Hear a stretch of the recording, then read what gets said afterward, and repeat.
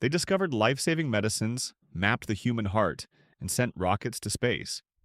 Yet their names were stolen, their discoveries claimed by others, and their brilliance buried in silence.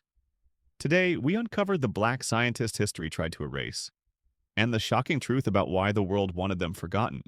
Before we reveal these hidden heroes, hit that like button if you're ready for the truth, subscribe and turn on notifications because this story will change everything you thought you knew about science.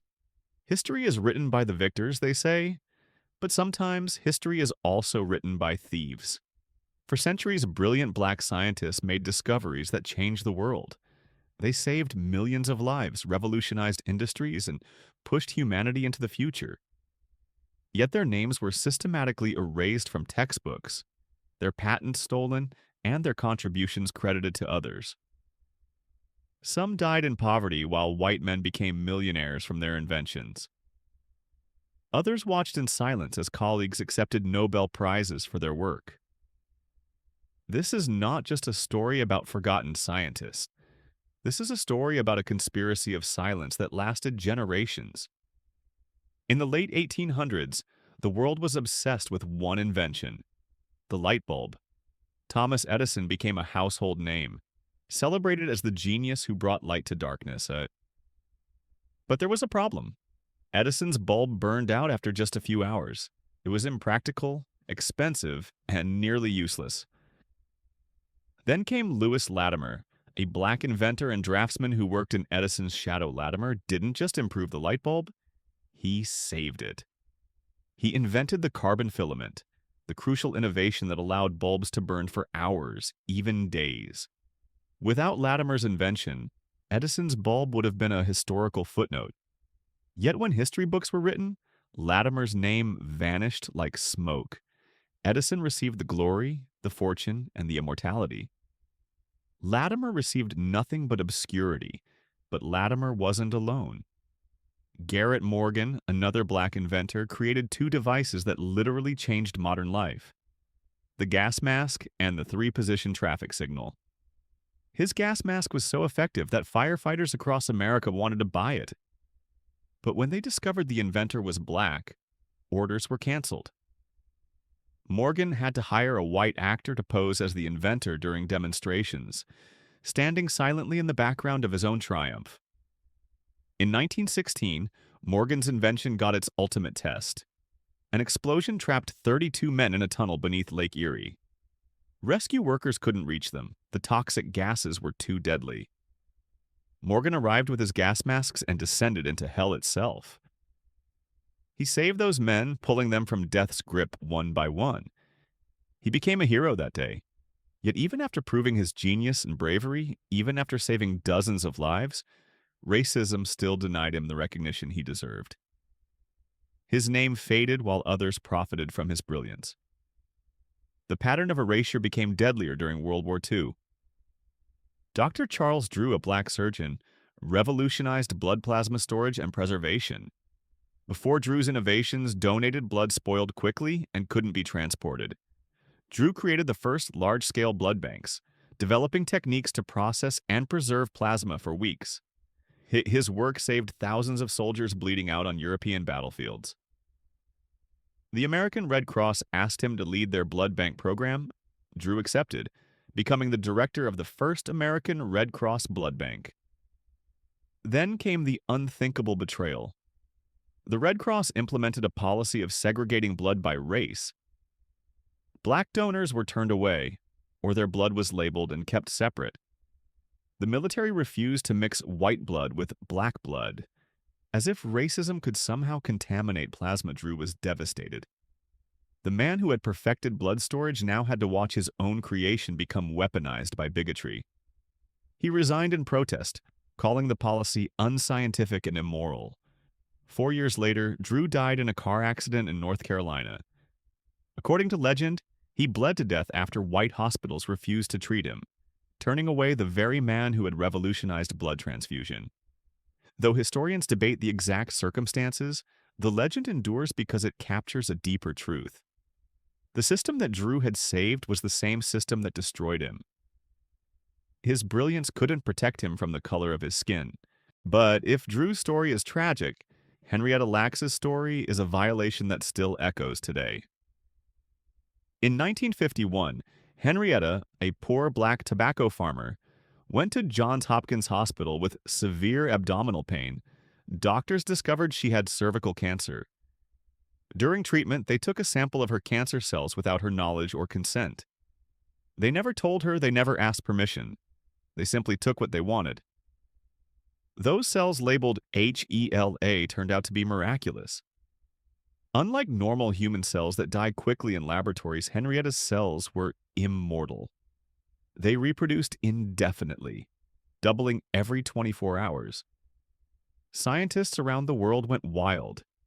HeLa cells became the foundation of modern medicine. They were used to develop the polio vaccine that saved millions. They enabled research into cancer, AIDS, the effects of radiation, and toxic substances. They were sent to space to study the impact of zero gravity on human tissue. They enabled gene mapping, cloning, and in vitro fertilization. Billions of dollars were made. Pharmaceutical companies grew rich. Scientists won Nobel Prizes, all built on Henrietta Lacks's stolen cells. Meanwhile, Henrietta died in poverty at age 31, never knowing what had been taken from her. Her family lived in poverty for decades, unable to afford health insurance.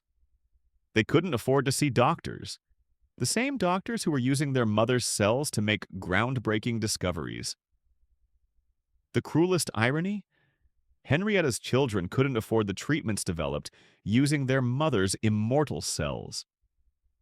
Her family didn't even learn about HeLa cells until 20 years after her death, when scientists started calling them out of the blue, asking for blood samples for research. No compensation, no apology, just more extraction. It took until 2013, 62 years after Henrietta's death, for her family to reach an agreement with the National Institutes of Health about the use of her genetic information. While Henrietta's cells were being stolen in secret, another black genius was being exploited in plain sight. Vivian Thomas never went to medical school. He couldn't afford it. He worked as a janitor at Vanderbilt University, but his mind was extraordinary. Dr. Alfred Blaylock, a white surgeon, recognized Thomas's brilliance and hired him as a laboratory assistant. But Thomas wasn't just an assistant. He was a surgical pioneer.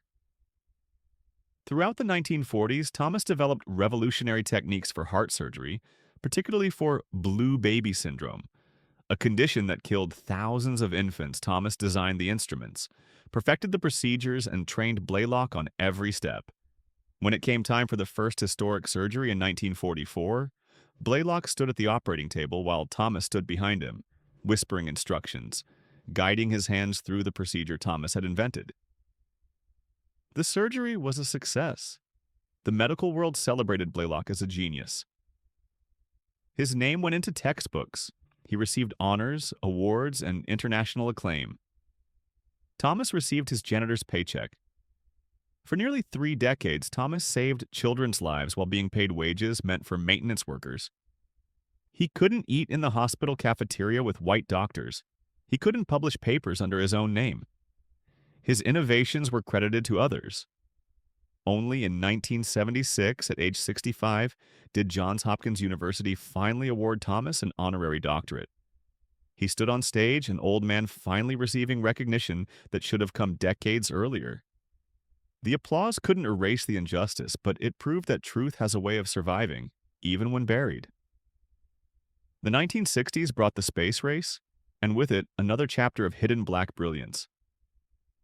At NASA's Langley Research Center in Virginia, 3 black women were doing calculations that would put Americans in space. Katherine Johnson, Dorothy Vaughan, and Mary Jackson worked as computers, human calculators performing complex mathematics by hand. They worked in segregated facilities, used segregated bathrooms, and were paid less than their white counterparts. Katherine Johnson had to run half a mile across the NASA campus every time she needed to use the bathroom, because the nearest colored restroom was in a different building. She couldn't attend meetings about her own calculations because women weren't allowed in briefing rooms. Yet her mathematics were flawless. When NASA prepared to send John Glenn into orbit around Earth in 1962, the electronic computers kept producing inconsistent numbers. Glenn refused to fly until Katherine Johnson personally verified every calculation. "Get the girl to check the numbers," he said. "If she says they're good, I'm ready to go." Katherine worked through the night, checking thousands of calculations. She said they were good. Glenn launched, orbited Earth 3 times, and returned safely. America celebrated. Glenn became a national hero. Katherine Johnson's name remained classified for decades. It wasn't until 2016, when the film Hidden Figures told their story, that the world finally learned about these 3 brilliant women. By then, Katherine was 97 years old. She'd spent 50 years in obscurity. Her contributions to space exploration, unknown to the public. She'd helped protect Dorothy Vaughan, had passed away in 2008, never seeing Hollywood recognize her genius. Mary Jackson died in 2005, her name still absent from most history books. Their erasure was deliberate. NASA had their records.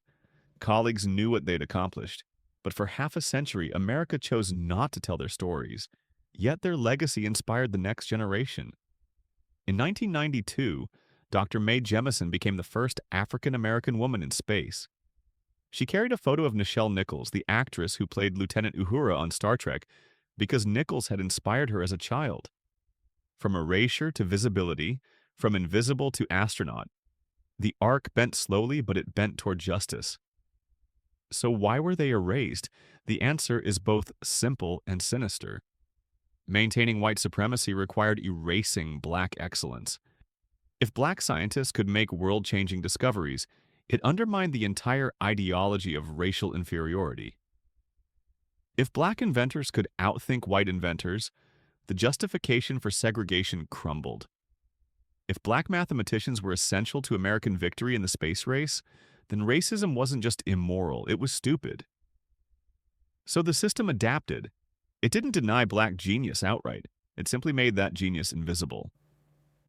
Patent laws were structured to favor wealthy white applicants. Universities excluded black students and researchers. Scientific journals refused to publish papers by black authors. When collaboration was unavoidable, credit flowed upward to white supervisors. The theft was systematic, institutional, and enormously profitable. Billions of dollars were made from innovations by black scientists who died poor. But the economic theft was only part of the crime. The deeper damage was cultural. Generations of black children grew up never seeing themselves in science. They were taught that Edison invented the light bulb, that white men won the space race, that medical breakthroughs came from white laboratories. The message was clear. Genius has a color, and it isn't yours. That lie poisoned millions of minds and robbed the world of countless future scientists who never pursued their dreams because they never saw anyone who looked like them succeeding. Today, the reckoning has begun. Posthumous honors are being awarded. New textbooks are being written. Museums are correcting their exhibits. Henrietta Lacks finally has a gravestone that acknowledges her contribution to science. Vivian Thomas's portrait hangs at Johns Hopkins. Katherine Johnson received the Presidential Medal of Freedom before her death in 2020. These gestures matter, but they cannot undo the damage. For every name we've recovered, dozens remain buried. For every story we've told, hundreds are still silenced. The scientists in this video changed your life. The light illuminating your room, the phone in your hand, the medicine that saved your family. All of it bears the fingerprints of black genius that history tried to erase. They tried to erase them. We will remember them forever. If this story moved you, hit that like button right now. Share this video. Help us rewrite history together. Subscribe and turn on notifications so you never miss the hidden truths that powerful people tried to bury. Drop a comment telling us which scientist surprised you most and who else we should uncover. These names deserve to echo through eternity. Let's make sure they do.